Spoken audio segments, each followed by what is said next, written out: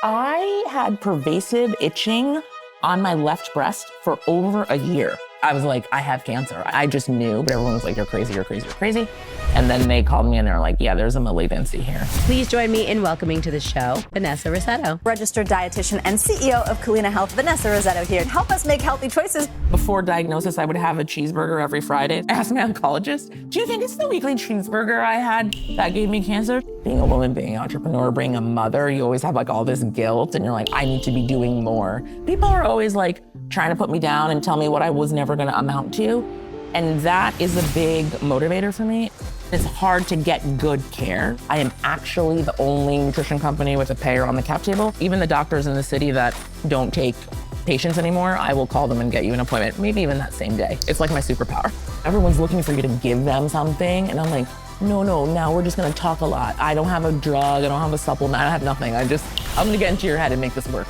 The problem is that you are doing the same thing. You need to do something different. The Big Silence. It's time to sing.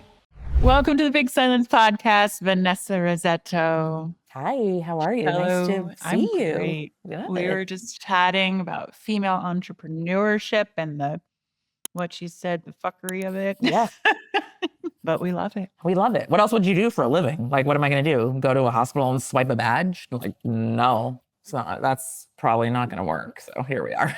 I know it's a certain personalities and people that like we get to do this, even though it's so hard. And so many fields that we're in and people work in are very hard. But entrepreneurship is such an incredible gift if you're able to do it, sustain it, manage it, and do great things, which you are doing. Thanks. So you've gone through so much in your life, and we're going to dive into everything. But how do you introduce yourself these days after everything you've been through? Who is Vanessa Rissetto? Okay, when I go out somewhere and someone's like, what do you do? I'm like, I'm the CEO of a tech company. Because, when you tell someone that you're a dietitian, they're like, should I eat this? And I'm like, I don't care what you're eating. You can eat the McDonald's. It's okay. Yeah, I'm a registered dietitian, co-founder, and CEO of Culina Health. I'm also the executive assistant of my 13-year-old and 11-year-olds because those are my bosses, those two. Oh, yeah. That's a big job. Big job. Yeah. Like my daughter spams me. I'm like, excuse me. First of all, it's 11 o'clock in the morning. Why do you have your phone? I thought they took it away at school. And I'm working. See you at 5. Get out of here. Can you explain? Because I feel like the way that we take care of our health has shifted a lot in the last maybe 5 years.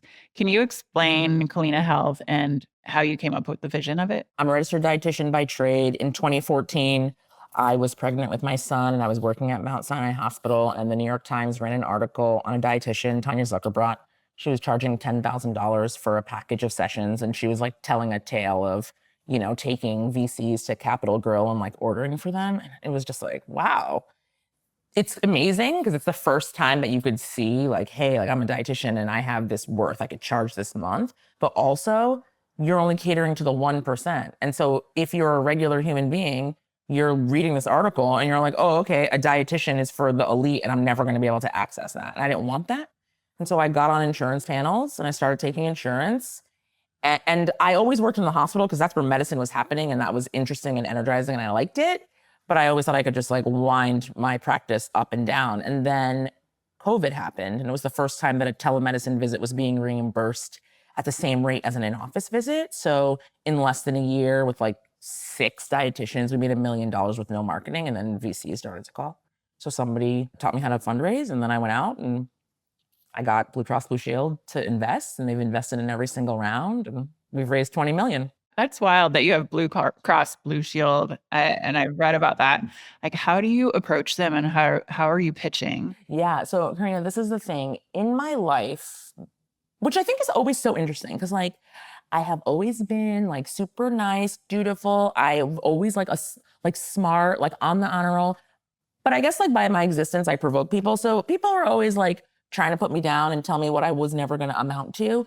And that is a big motivator for me. It's oh, fuck me. No, fuck you. And when I started pitching to investors, they were what is this? And also, you're never going to get a payer on the cap table. And I was like, oh, really? Okay. Watch me. I love a good challenge like Yeah, that. exactly. Tell me what you think I cannot do. Tell me louder. Got it.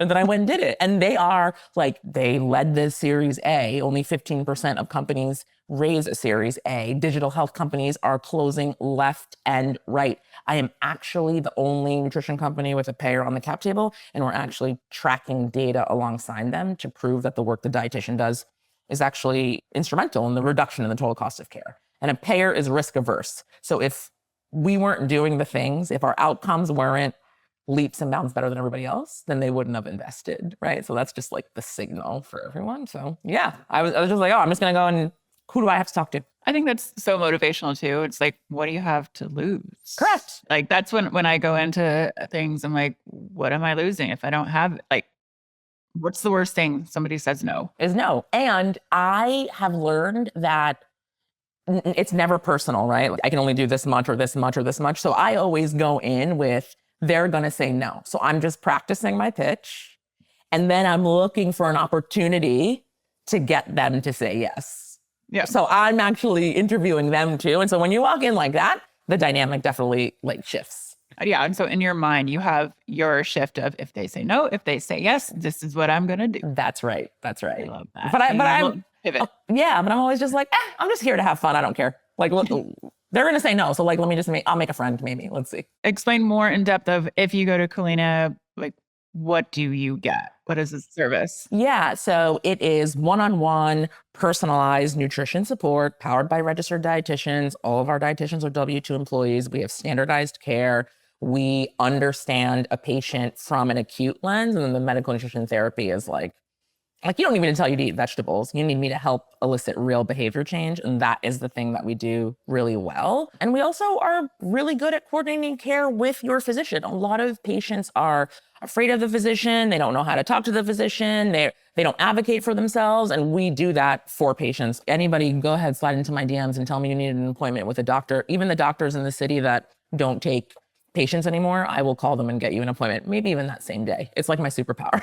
So it's what we do. Yeah, that's so important too that you work with physicians, because I have found with my late mom's health, that I couldn't get, I mean, if you're in the hospital, you know what's served in the hospital for food, but then you're trying to heal someone and you're feeding them really bad food. Yeah. And also with mental health, when I was trying to bring in a psychiatrist in the hospital and they're like, we don't deal with mental health. I'm like, you probably know, like it's all a 360, like mental, physical, nutrition.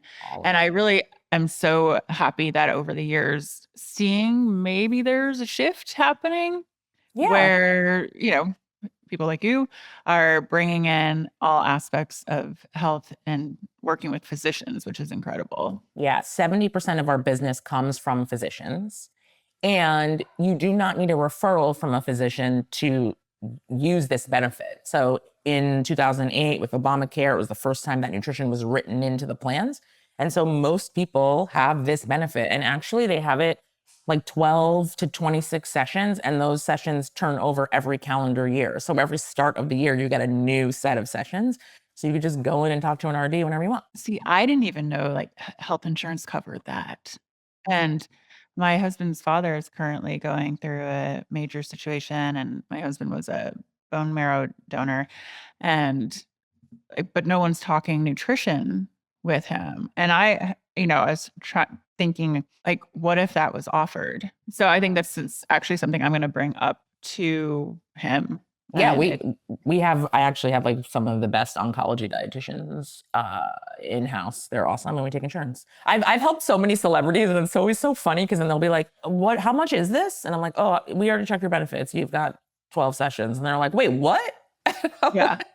Wow. Yeah. Incredible. And they're like, there's no, everyone's looking for you to give them something. And I'm like, no, now we're just going to talk a lot. And I don't have a drug. I don't have a supplement. I don't have nothing.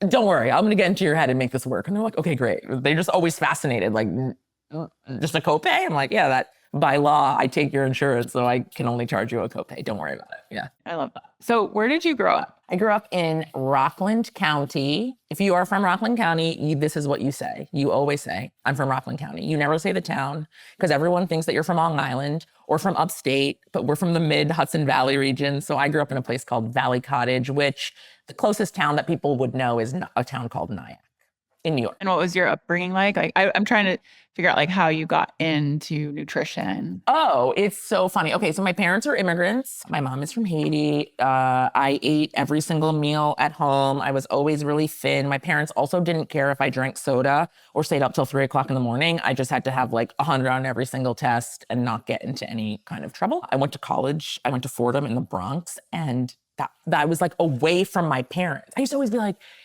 why can't you guys be like all my white friends and have pizza on Fridays? Like, what is everyone's freaking problem here? I was always so pissed. So now I'm unleashed in the Bronx and I don't have to answer to anybody. So I'm eating all kinds of like terrible shit. And then I broke up with my boyfriend, and then I just like gained 50 pounds eating like, White Castle and whatever was on Fordham Road. Yeah. And then after college, I moved back home for a few months and to save money so I could like get in an apartment with my friends and move out. And I lost 50 pounds just eating my mother's food. And I got like really curious about that. And then I went to a dietitian, and then she taught me how it works. And then I was really interested because I was like, oh, this is like medicine adjacent, but this feels like food and nutrition. This is what really people should care about. And so I'm going to change the world, and I'm going to make people care about nutrition. And here I am. I love that. A lot of times I always ask those questions because a lot of people's careers that I interview come from something in the background that they learned. I mean, with me, growing up with a schizophrenic mother, I go into mental health and also physical fitness because that was my healing journey. So I love that. So I'm going to shift to the big thing, from boardroom to the oncologist's office. Oh, yeah. And your journey there. Oh, so bad. I had pervasive itching on my left breast for over a year. And all my friends are doctors. So I got like multiple mammograms, like and there was nothing. You're just like itching. Itching where you're itching, but it's not better, if that makes sense. And then also, I mean, I would wake up at 3 o'clock in the morning and I was like, I have cancer. I just knew, but everyone was like, you're crazy, you're crazy, you're crazy. And then I went to a new PCP and I told her the symptom, and she was like, okay, that's not really something that I've heard, but like, okay, let's go for your mammogram. And I went for a mammogram, and they were like, oh, you have calcifications. It could be something or it could be nothing. And you can't come back for 3 months for a biopsy. And I was like, yeah, okay, cool, dude. And then I just like texted Give you anxiety. Oh, okay. Yeah, no, nope. I just texted my friends and I was like, you're going to get me in very soon because I will have anxiety waiting on this. Mm-hmm. And so within like 4 days I got in, and then they called me and they were like, yeah, there's a malignancy here. But all of my friends are doctors, right? So, but when Barry Burson, who is the head of NYMI in New York City, called my phone from his cell phone, and he was like, hey, I called your OB. I held up his plane. I made you an appointment with Christina Welts. They're going to call you. You're going on June 2nd at 2 o'clock. This is going to be a hard road, but you're going to be okay. I've already checked your records. Call me anytime. And that guy checked on me. He checks on me to this day. It's so funny. Every time I talk to him, I'm like, I hope your wife is being nice to you. He's like, I'll remind her. And people cared about me and they moved it along. And I've heard so many women talk about how they got a diagnosis, but they couldn't get treatment, chemo seen for months. And so that is why I'm sitting here in front of you. I'm physically totally fine. I mean, emotionally, I'm like pretty fucked up. I, don't drink alcohol. I feel guilty if I don't eat a vegetable. I work out every single day. I don't have BRCA. I don't have unknown variants. I don't really have cancer in my family. So how did this happen to me? And then you go down the like years of like anxiety and resentment and struggle and all that elicits these things. Okay. So how many years ago was that with your diagnosis? It was in May of 2023. Oh, wow. Recent. Yeah. And you're feeling that years of anxiety perhaps caused that? Totally. I need to get back to my meditation practice. Yeah. It's making yourself small and uncomfortable so that everybody else is comfortable like seeking this external validation, like me raising $10 million while undergoing cancer treatment is just like fucking stupid. If I was a mediocre white guy in entrepreneurship, I'd be Stephen Colbert's last guest, or Oprah would have called. This was just like, why did I do that? So that people would be like, oh, look, she's so great. If I had died, they would have just been like, oh, that's so sad, and then forgotten about me. So that was actually stupid.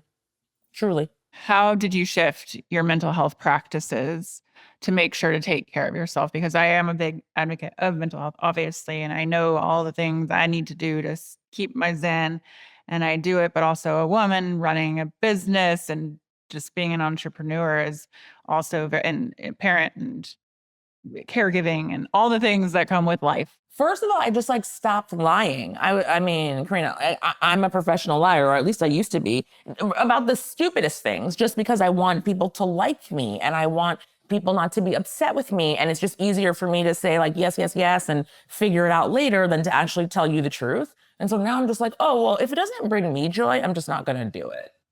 Hard stop. I'm just not inconveniencing myself for anything or anyone. If it doesn't move me to do it, I'm just not doing it. And I'm not going to feel guilty about that. Just like mostly trying to do less. Like I'm constantly like, oh, I have to make this dinner and I have to do this wash. It's like, okay, just stop. So it's more of that, not feeling like I'm not doing enough. Right? Like that's the other problem. I think being a woman, being an entrepreneur, being a mother, you always have like all this guilt and you're like, I need to be doing more. I need to be calling more people. I need to be doing more service work. I need to be doing more things with my kids. And it's like, actually, maybe just stay home and do nothing. And that's going to feed your soul. And then you're going to be better the next day. So try it and see if it works. When thinking about like staying home, I'm such a homebody because I go and I travel and I work. But then when I'm home, I'm just like, I'm not going to leave. And I used to feel guilty for, I call them the DND days, the do nothing days. Don't bother me. And I felt so guilty in the beginning. And then now I'm like, why am I giving myself guilt? I'm the only one putting that pressure on me. That's right. That's right.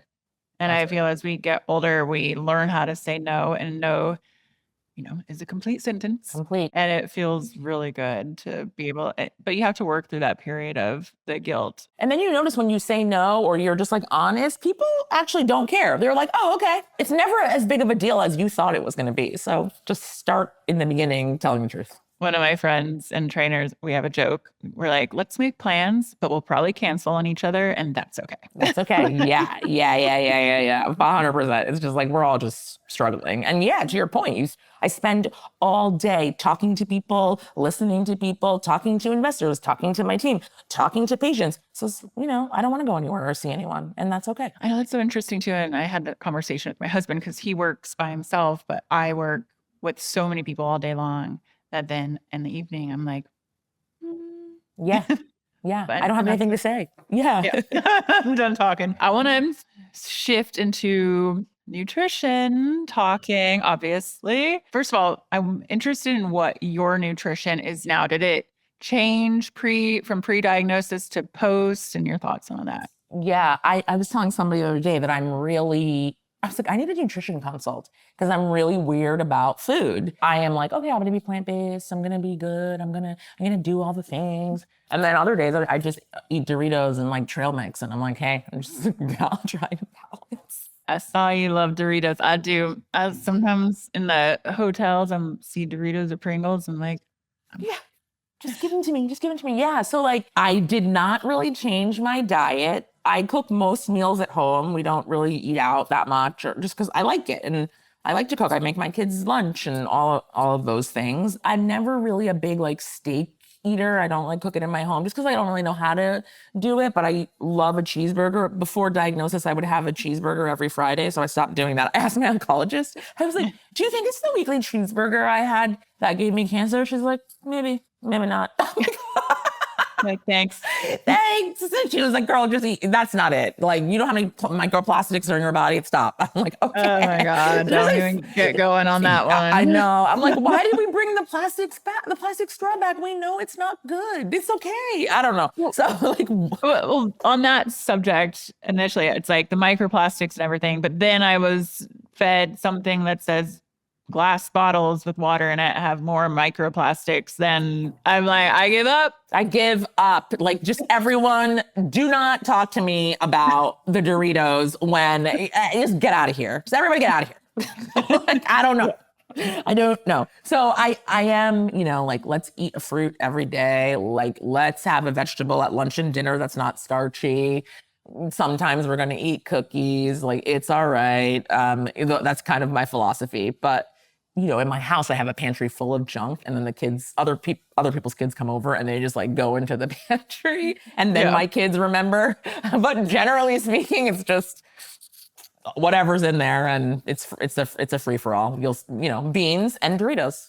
I know. I like how you speak like back to basics when it comes to food. And I agree. I feel like everyone's overthinking nutrition and what they need, and just think about all your macros and get enough fiber. What's your thought of the trend now of like all the meat carnivore? Is that the carnivore diet or something? Yes. Well, first of all, what really annoys me is that someone will come to me and they'll start talking to me about some diet, like very authoritatively. And they'll be like, do you know about it? And I'm like, no, I don't know about it because that's stupid. That's restricting. And we have evolved as a species to eat vegetables and eat fruit.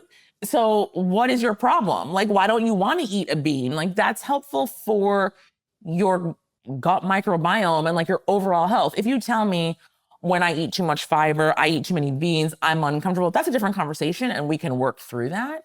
But only eating one kind of food and omitting something else, like, fine, it'll make you thinner, maybe it'll make your labs look better, but like, how sustainable is that? Is that what you want to do? I don't want to just eat meat. Seems like boring. Yeah. And there's a lot of conversation, especially, well, maybe a lot of conversation that I see because I'm 44 now. And, making sure to keep muscle on, and about protein and, 1 gram of protein per body weight. What's your thought on that? First of all, I don't agree of this 1 pound of protein per pound of body weight. That's just it's excessive, right? And what is the kind of movement, exercise, what is your life like, unless you are really spending a lot of time in the gym? This is like all you're doing. Because I would give you an activity factor, even up to 2. And I still wouldn't get you at this 1 gram per pound of weight. So like we do it in kilograms, and then I would do 1 to 1.2, maybe 1.5, maybe 2, depending on how often you're exercising. But I also don't believe in like this macro counting, because what happens? I tell you you need 158 grams of carbs. No one is going to do that. And then at the end of the night, they're like, oh, I've got 90 grams of carbs left. I'm going to eat these Oreo cookies. So instead, I just tell people, okay, protein has to be in every meal. Fat has to be in every meal. These things help keep you full. And now let's, based on what you like and X, Y, and Z, let's layer things on top and let me show you where to find them, etc. And that usually works pretty well for people. It like takes the pressure off when you're just like, oh, you don't have to be a vegetarian or a vegan, but let's get more plants and let me show you how to do it. That looks like maybe we're having oats for, breakfast, and maybe we're having beans in our salad for lunch. And then at dinner, maybe I'm having a cheeseburger. And so then we've done all the things. I definitely struggle with the 1 gram of protein per body weight. I'm like, I counted for one day and I was like, I did my best and I got to like 90. Correct. And that's probably sufficient for you. Like, honestly, like, I mean, people are like, how do I get 75 grams of protein in one sitting? And you're like, well, you're 5 feet tall and 95 pounds. So that's not what you need. Like, maybe you need 25 to 30 grams, and 4 ounces of chicken is like 31 grams of protein. So like, you're okay. What are your thoughts on the OG food pyramid that we were taught in school? Yeah. When someone's like, and here's a food pyramid, and they're trying to like sell me on it, I'm like, what? What? Like, from what year? Yeah, like the milk thing it's so funny. My nephews are super tall. They drink milk all the time. I'm always like, oh, this is disgusting. I remember growing up, going to people's houses, like maybe for dinner, and like they would drink milk with their meat. And I was just like, I am so disgusted by this. This is not, thank God my mother didn't make me do that. There was, no milk in my house because my mother's from a country that has no refrigeration. So we didn't do that. But the milk thing makes me laugh because we do have longitudinal studies that show that people who drink a lot of milk, like women at least, like over 20 years, they tend to have more fractures. But then you see my nephews who are like 6'2" and 6'4", and their parents are not that tall. And my younger nephew is like, "Yeah, Vanessa, I drink milk." I'm like, I don't know, there might be something here, but I don't trust it. All right, thoughts on keto diet? Listen, if you like it and it's sustainable for you, sure. But why? You're just missing joy and flexibility. And then it's like, it's like restrictive, and like then you're rigid. And I just don't want to live my life like that, because I have to make so many decisions every day. And now that I have to be like so structured in what I'm eating, that's a lot. And that's not to say that I'm not structured in how I'm eating. Of course I am, but I want to be able to go somewhere and be like, oh, okay, I can eat these beans if that's all that's available to me, instead of being like, I can't because it's going to get me out of ketosis, X, Y, and Z. I don't like that. Yeah, no, that's why it's with you. I like your perspective of back to basics. Yeah. And it can be very simple. And so then that brings me to another one, fasting. So I fast by accident. Okay. Yeah, I don't mean to. I just naturally do. Exactly. So you know what happened? All the perimenopausal and menopausal women are going to relate. It's like, I don't know. I don't eat that much, but I can't lose weight. Then I got diagnosed with cancer. So then I got like really stressed and I got depressed. And so then I was just basically fasting and not eating that much. And then I was like, shit, maybe I do eat too much. Like, right?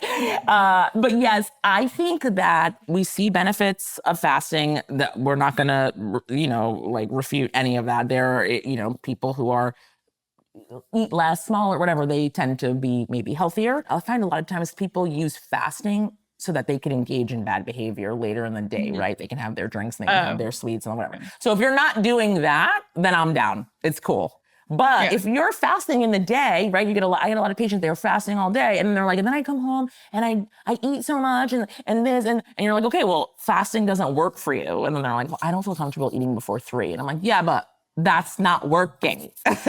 So let's reorder the way that you're eating, and how about we just omit snacks, and you're probably gonna get the same result. And then they do, and then they trust it. But I think if you are just generally like, just, you can do it. You're not going to start eating, whole pizzas at 8 o'clock at night because you had no calories during the day. Then I'm down for it. No, when I say that I naturally fast, it's not by choice. I wake up, I'm just like going, and then I'm like, oh, I'm hungry. Like being able to listen to your body and be like, oh, I need to eat now. Right.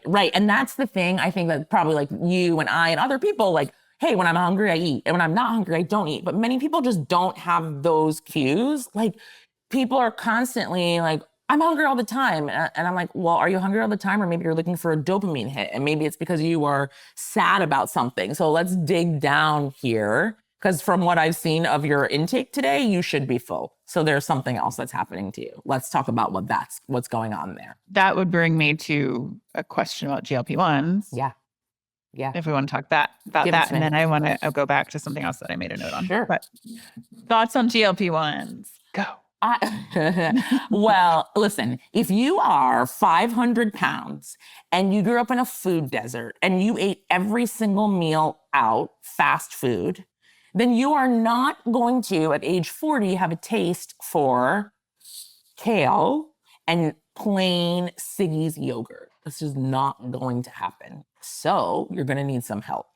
How do we get this help? Because how we do bariatric surgery in this country is first we do a gastric sleeve. So we cut off the part of the stomach, the fundus that absorbs fat, and then you malabsorb to a point. We can get like 100, 150 pounds off. And then we'll do a Roux-en-Y, and then we'll do skin surgery. Where here, if I give you a Mounjaro, I can get probably 20 pounds off you a month. And all I have to do is skin removal surgery when we're ready. So it's like less danger. And then more time if the person is working with a dietitian, which they should be, because we know that you have longevity on the drug and better efficacy to understand what foods work for you, what don't. So you're not in this situation of, I'm not eating all day, my muscle wasting, hair's falling out, right? All of that. And so there's place for it, for sure. And then it's like, oh, well, I want to lose weight, but I don't really want to dig into anything. And so I'm just going to do this GLP-1, and then I'm just going to eat one meal a day, and I'm going to let it ride and see what happens. Well, then you might get yourself into a little bit of trouble. So again, there's no magic bullet, because if there was a magic, we would all be on it. do you ever have clients that you're like, that are on it and you're like, you don't need to be on it. You need to figure out what is going on mentally of why Yes. you are on it Yep. and how it's sustainable? Yep. So I've had people on it that we get off it. And back to your point, right? Like the whole, I was on Ozempic and now I'm off Ozempic. And like, sometimes I'm just like hungry. I'm hungry all the time. It's like, well, you've had some like real like life things that have happened, deaths, etc. And that is the reason that you're hungry all the time. You are just looking to feel good. And it's just for this brief second. And then you're back to this, like, this is, and then there are those people that have the food noise forever. And so that's a different camp. And, you know, we could think about that and talk about that. And then there are also the people that come in, they work so hard and nothing is changing. And you're like, hey, let's get on a GLP-1. And so I have had many patients that we get them on a GLP-1, we get the weight to move, we get them off of the GLP-1 in short order, and they do not gain any weight because they had been working with us from before and they understand the mechanics and hunger cues and what works for them and what doesn't, and they don't have any problem with logging their food, and they're not using it for bad behavior, right? They're not using it to like mitigate something. And those people have like great success, look great, and that's like a fun patient to help. So yeah, I think there's place for everything. It's just that it's not a one size fits all, and everybody has to remember that.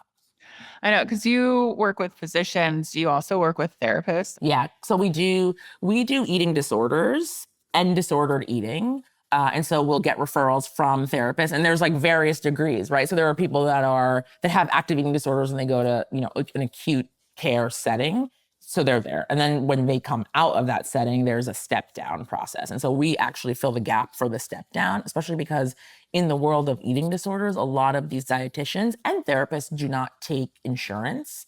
And then it's hard to get good care. So we provide a very good care. We have a very good, you know, we have very good eating disorder dietitians that really help these patients. That brings to mind with therapists that don't take health insurance. So with my foundation, the Big Silence foundation portion, that is our biggest program, is Therapy for All, where we pay for therapy for those who don't have insurance or their therapists don't take insurance. So that's a very important thing to address. It's therapy. Everyone needs a therapist, a doctor, a nutritionist. Girl, I'm a trainer and I have a trainer. Girl, I'm with you. I have like two different kinds of therapists. I've got one that's straight up he like, there's no processing of feelings. He's like, no, this. I'm like, yes. And then I have another one that's like, okay, let's process the feelings. And I'm like, this is very annoying, but I'll process the feelings. It's okay. Yeah. Yeah. I have different therapists I've worked with over the years, and like, know if I need to go to the therapist that's going to give me homework. Yes. Or a therapist that I just need to blab my mouth off to. Yep. You know, when you meet these people that are like, I don't go to therapy, I'm like, I don't fuck with you. Nope, because something's going to come out sideways and I don't want to know, but I wish you well. Speaking about like cancer and taking care of yourself in therapy, I think this is so cool. So where my husband is now the caregiver currently for his dad, and the hospital had this really cool program, and I don't know if you've heard of this before, but it's a caregiver program where the hospital provides therapy for the caregiver. And there's like books and every week. And it was at a point where I had to go to therapy because I don't think my husband knew how to process everything that was going on. Mm-hmm. And then he started this program, and he is just like doing so well, getting out, like has all these tips.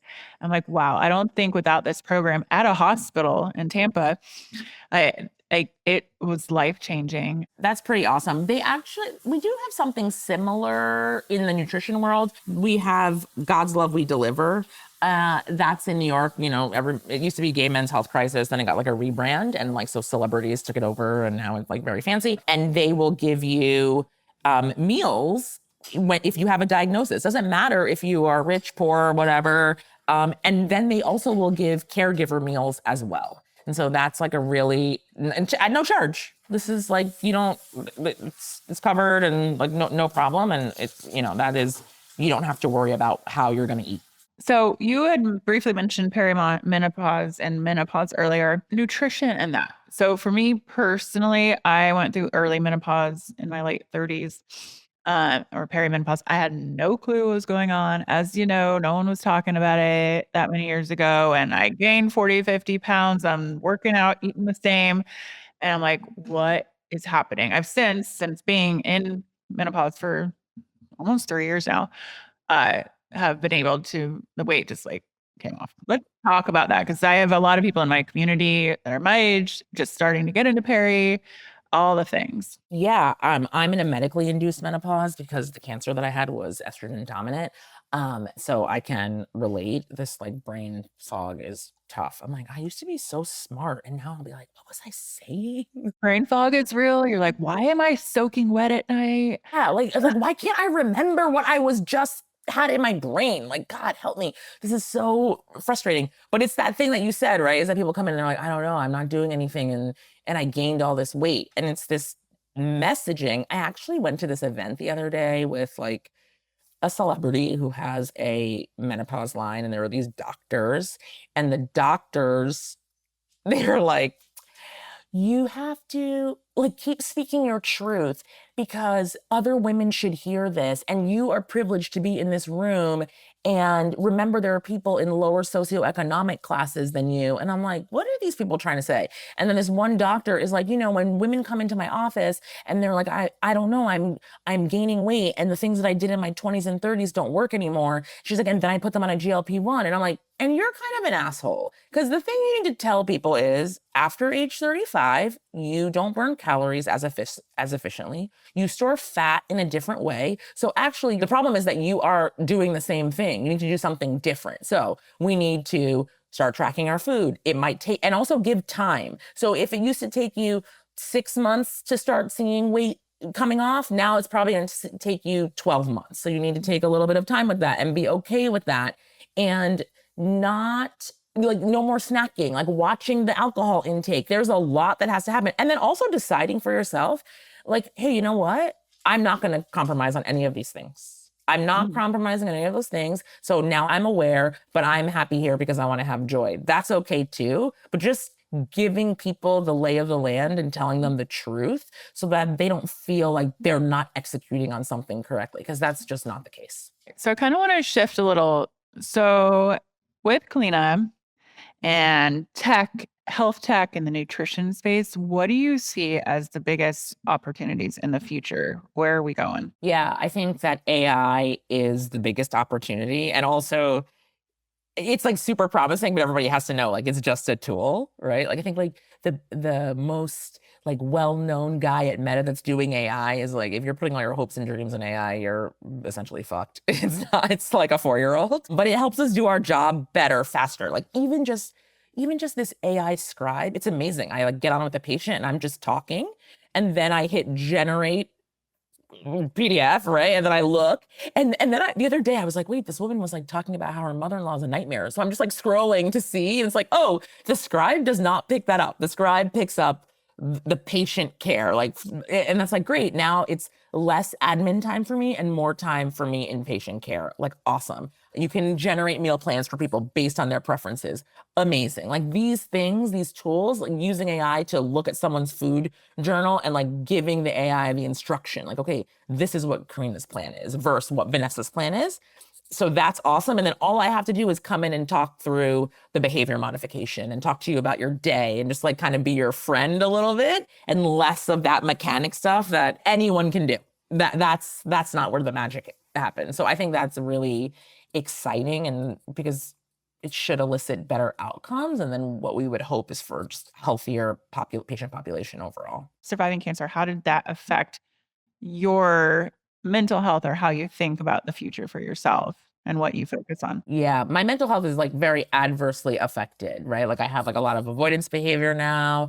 I have to like redirect myself constantly. It's very easy to feel a pain, a creak, a whatever. And also just like in those moments, right, where I like forget something, and then I'm like, I'm mad because it's like, well, I never forgot things before. And like I didn't think about this. And so then I feel Or like, you're out to dinner with your friends and everyone's like laughing and having a good time, and you're laughing and having a good time too. And then there's this moment where you look at all these people and you're like, these people wake up every day and the first thought in their mind is not, oh, I had cancer. And that's very freeing. And I hope they don't take that for granted. Don't take your good health for granted. No. And like the freedom of never have had to hear like, oh, you have cancer, or, oh, there's a malignancy here. And oh, when you are sick and you go to the doctor is always like, it's going to be fine. When you have cancer, those doctors don't say that. They're like, let's wait for the scans. You're like, what? I know. Yeah, it's kind of scary. So, you just want to be around for your kids. We're death and taxes come for us all, but you just sort of live in that space of like, I'm going to get to like 75. Everyone's going to have a job and they lived a good life, and then whatever happens, but at least we got this far. And then, here it's like, well. Do you ever go to support groups for cancer survivors? I have, but it also, when you hear other people's stories, or like somebody relapses or something, it can kind of like mess with your head. So I stay more trigger anxiety and thoughts and things that maybe, I can see that. It's going to get better though. It's still like, I'm like, hey, I'm only like almost 3 years out. It's getting better. I notice it's better every day. It's just there. It lives there. Well, I think it's also like, as I don't know how old you are, but you get to the midlife. 46, almost 47. Okay. Yeah. So, all right. Yeah. We're in midlife, and it's a thing. It's like, okay. Like when you're younger, you don't think about death. That's right. You're just having a good time. That's right. And then you hit a certain age and maybe health issues. And then you're like, okay, let's focus on how do I find joy? And that's where we get that no is a complete sentence. And that's where we finally start standing up for ourselves and just realizing what's important in life. How can I live to my fullest? Because we don't have that much time here, and really focusing on the smaller circle, the people you love, a business you love, that you enjoy doing your work, and saying no to the things that you don't enjoy doing for work. I know my best friend and I are always like, wow, life after 45 is just terrifying. Oh no. She's like, what just happened? It's like, it's like the high is high, but the low is low, and it's in your face. And no one tells you like, hey, this could happen. I think that's the thing, guys. When you start getting older, tell all your friends the truth so no one's blindsided. Okay, I'm going to do some rapid fire questions for you, just to have a little fun here, shake it up. Sure. All right. So, favorite comfort food, not Doritos. New York Super Fudge Chunk ice cream from Ben and Jerry's. It's really good. Okay. It's really good. It's really good. One food trend you wish would disappear forever. Chia seed cookies, chia seed pudding, and like I tell people to eat chia seeds, but it's like, guys, it's not, just stop. It's gross. It changes the texture. I don't know. No, I'm not eating a chia seed pudding. Stop it. What is the last show or series you binged and loved? Oh, Smoke. Have you watched that on No. Apple TV? It's awesome. Watch it. It's Smoke. Apple TV. It's called taking a Smoke. note. Yep, it's called Smoke. And it's really, really, really good. And then before that, I was watching Slow Horses on Netflix. I'm really. Oh my God, I just need to take notes from you. I haven't watched any of those, and I'm such a weekend TV binger. Girl, Slow Horses Horses. and The Diplomat. Slow Horses is so good. I'm so jealous because I'm waiting for the next season to drop. It's like 4 or 5 seasons, so you'll be busy. I'll be very busy. Yeah, I'll it's get very right good. to that tonight. Very good. One word to describe how you feel about the future, in one word. Oh, hopeful. I love that. Hope, joy, love, peace. That's more than one word for me. Yeah, all of it. My words. Thank you so much for talking with me today. And anything else you want to add? Where do we find you? Yeah, you can find me on Instagram, Vanessa Rissetto RD. You can find us, culinahealth.com. Also, our Instagram is Culina Health. Slide into our DMs. We will help you. Thank you. I've really enjoyed our conversation, and so much knowledge was dropped here. Yeah. And enjoy and appreciate your openness to everything. Of course, you too. Thanks for all you do. The big silence. It's time to sing.